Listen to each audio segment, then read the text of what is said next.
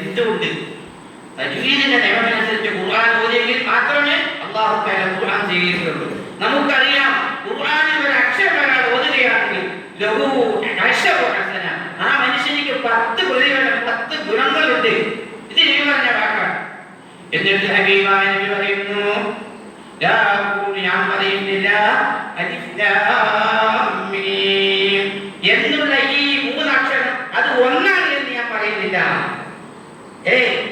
ഹദീസിൽ വ്യക്തമായി റസൂലുള്ളാഹി പറയുന്നതാണ് അലിഫ് ലാം മീം എന്നുള്ള ഈ ഖുർആൻ വാക്യം ഇത് ഒറ്റ അക്ഷരം എന്ന് ഞാൻ പറയുന്നില്ല. പക്ഷേ അലിഫുൻ ഹർഫുൻ, അലിഫ് ഒരക്ഷരമാണ്, ലാമുൻ ഹർഫുൻ, ലാം മറ്റൊരക്ഷരമാണ്, മീമുൻ ഹർഫുൻ, അത് മറ്റൊരക്ഷരമാണ്. ഇങ്ങനെ കൂട്ടി നോക്കുമ്പോൾ ഈ വാക്കൊരാൾ ഓതിയാൽ അവന് 30 പ്രതിഫലത്തിന് അല്ലാഹു തആല കൊടുക്കും, 30 ഹസനത്തിന് കൊടുക്കും.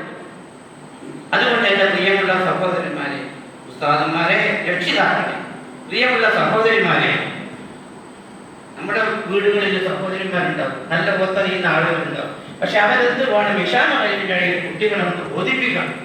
അതുപോലെ രക്ഷിതാക്കളെ ബോധിപ്പിക്കണം. ഞാൻ അങ്ങനെ ബോധിപ്പിച്ചത് കൊണ്ടാണ് ഞാനിത് പറയുന്നത്. മിക്ക കുട്ടികൾക്ക് ഖുർആൻ ഓതാൻ കിട്ടുന്നില്ല. ഇങ്ങനെ ഓതുന്നു, യാസീൻ ഓതുന്നത് കേട്ടാൽ അത്ഭുതപ്പെട്ടു. ചില ആളുകൾ വലിയാണെന്ന് തന്നെ ഓതുന്നുണ്ട്, പക്ഷെ അതുകൊണ്ടൊന്നും ഗുണം കിട്ടുകയില്ല.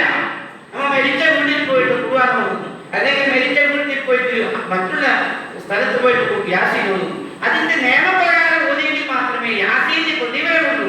അതിന്റെ ഓരോ അക്ഷരത്തിനും 10 കൂലി കിട്ടണമെങ്കിൽ അതിന്റെ മസറജിൽ നിന്ന് അക്ഷരം പുറപ്പെടണം. ഓരോ അക്ഷരത്തിനും ഓരോ മസറജുണ്ട്. ആ കുട്ടികൾക്ക് പഠിപ്പിക്കുന്നതാണ് മദ്രസയിൽ. ഓരോ അക്ഷരത്തിനും ഓരോ പുറപ്പെടുന്ന സ്ഥലമുണ്ട്.